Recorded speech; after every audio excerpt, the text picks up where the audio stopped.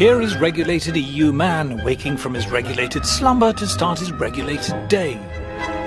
You wouldn't think you'd need a law for pillowcases, but the EU has 5. But that's nothing. The pillow inside is subject to 109 different EU laws. As far as we can tell, there are only 11 EU laws pertaining to radio alarm clocks. There's around 400 governing the other stuff on Joe Citizen's bedside table. You can't be too careful with duvets and sheets, so there's around 50 laws governing those. There are 65 laws governing bathrooms, but that doesn't include the contents. How they've managed to think up 31 laws for toothbrushes is beyond me. But let's face it, toothpaste is a bit weird, so 47 laws sounds about right. Mirrors have been known to crack and get dirty, so they're covered by 172 laws. As for the shower, well, we've all seen Psycho. Murdering girls like that is now strictly prohibited. Shampoo can get in your eyes and cause discomfort, 118 laws. EU bureaucrats seem terrified by towels for some reason, slightly more relaxed about radiators. There are 1,246 laws relating to bread, but just 52 covering the crazy anarchic toaster. Just 84 laws cover fridges. But an impressive 12,000 laws cover milk. After all, it might go off.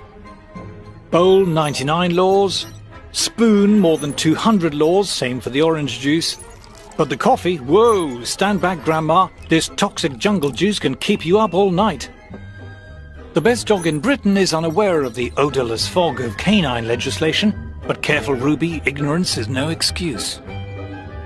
Our regulated man leaves his regulated house. There are only 92 laws about pavements, after all they're just pavements, but you get the idea. EU regulation surrounds us like invisible barbed wire. When we're frustrated in our daily lives by needless, stupid EU laws, it's infuriating. But it's much worse than infuriating if you're thinking of starting a new business. It's like entering a legal minefield. For small and medium-sized businesses and startups, it's perilous. Complying with regulation imposes huge costs, and falling foul of regulation can put you out of business. Big established firms don't mind regulation so much.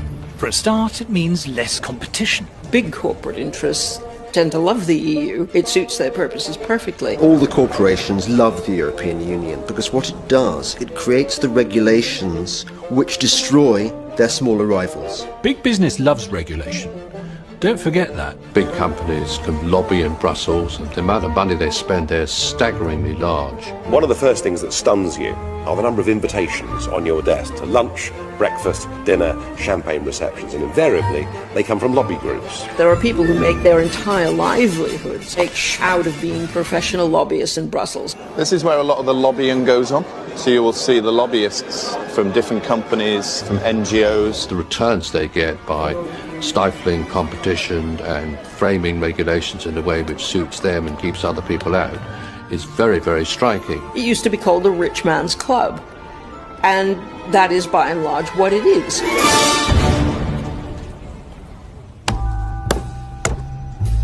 But regulation doesn't just stifle competition at home.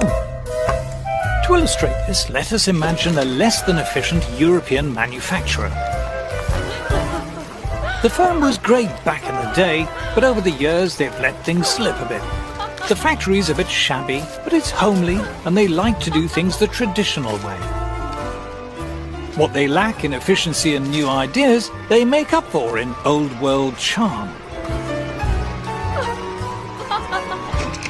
Oh crikey, what's this? A pesky new rival firm somewhere in Asia. They've got lab coats. And just look how good he is at maths. His mate too, not quite as good. And they're checking all the products, the big swats.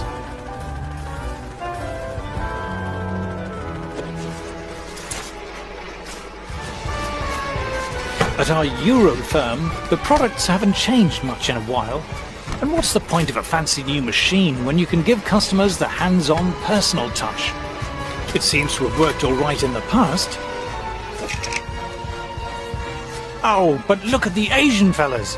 Their umbrellas have clever sci-fi buttons to make them open. Oh, what? The buttons make them come down too. How do they even do that? Our Euro firm faces a tough choice. Do they tidy up the factory, buy some lab coats and give everyone calculators? Or do they get the next train to Brussels?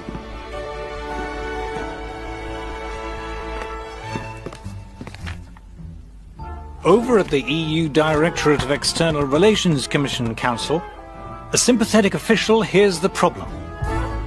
These blasted Asian brollies are better and cheaper. Aha! This is just the kind of abuse the EU was set up to tackle. The official comes up with 3 brilliant solutions. 1. Tariffs.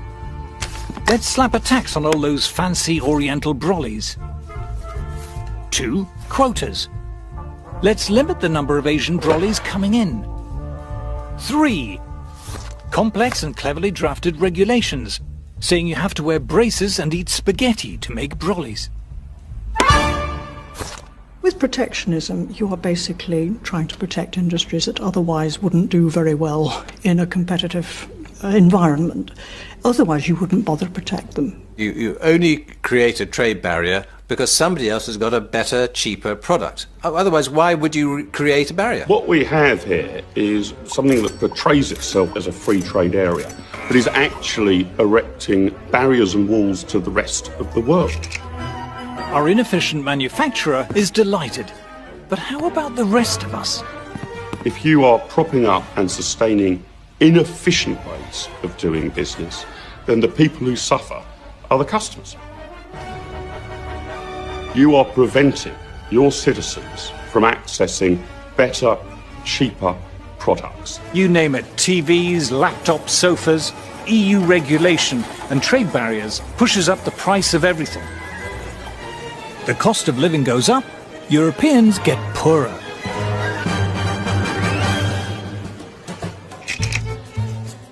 But it wasn't just manufacturers who sought protection. Farmers like it when food prices are high. So when a French farmer, say, finds that African farmers are beginning to sell their produce in Europe, he's not happy. Our EU Commissioner knows the routine. Tariffs, quotas, regulations, saying you need to wear berets and drink Ricard to grow food. This is particularly pernicious for African producers of food, who find that they face a big tariff barrier when trying to export to Europe. Now that's bad for them because they can't earn money, and it's bad for British consumers because their food costs more. But not content with trade barriers, farmers wanted the EU to drive food prices still higher. To that end, the EU bought gigantic amounts of agricultural produce and simply allowed it to rot, creating an artificial shortage which pushed up prices. These were the famous wine lakes and butter mountains. In northern France, part of the so-called butter mountain. The British say that heaps of butter like this are indefensible follies. The French say they're necessary and completely sensible.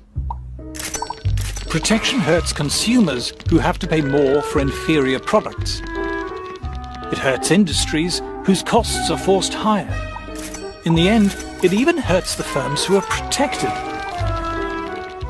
Protecting a firm from competition does not make it more competitive. Suddenly you can relax and put the kettle on. Competition forces you to be sharp and buck up your ideas. Remove that and it's like pulling the plug out. By protecting more and more industries year after year, Europe has ended up with a moribund, ailing economy. If you prop up failing, antiquated businesses that can't naturally compete, you get stagnation in the economy, not growth. Protectionism impoverishes all of Europe. It makes all of us worse off.